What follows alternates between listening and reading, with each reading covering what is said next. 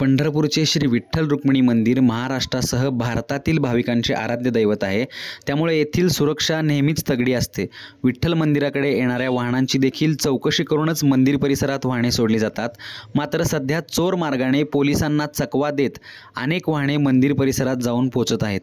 गांधी रोडवरील एका रस्त्याच्या माध्यमातून वाहने थेट मंदिर परिसरापर्यंत जात आहेत.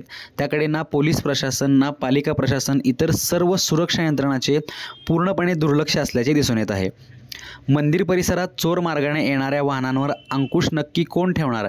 या वाहनांची सुरक्षेच्या कारणास्तव चौकशी होणार का? याबाबत आता सवाल उपस्थित होत आहेत. जय श्रीराम.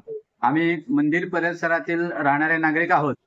मंदिर परिसरात जर एखादं वाहन आणायचं असेल आमच्या आवश्यकतेनुसार तर त्यासाठी पोलीस प्रशासनाची परवानगी घ्यावी लागते. आणि इकडून पांतू उत्पाद पदांमधून जर गाडी आता यायची म्हणली तर ते बिनधास्तपणे आत येत आहेत. ना याकडे पोलीस प्रशासनाचं लक्ष आहे, ना नगरपालिकेचं लक्ष आहे, ना मंदिर सुरक्षा विभागाचं लक्ष आहे. तर आता आपण हे जे बघतोय बांगलादेशी घुसखोरांना काढायची प्रोसेस चालू आहे. तर त्या संदर्भात सुरक्षेचा उपाय म्हणून पोलीस प्रशासन नगरपालिका यांनी समन्वय साधून लवकरात लवकर या गोष्टीच्या समस्येचा बंदोबस्त करावा अशी मागणी आमच्या परिसरातून व्यक्त केली जाते.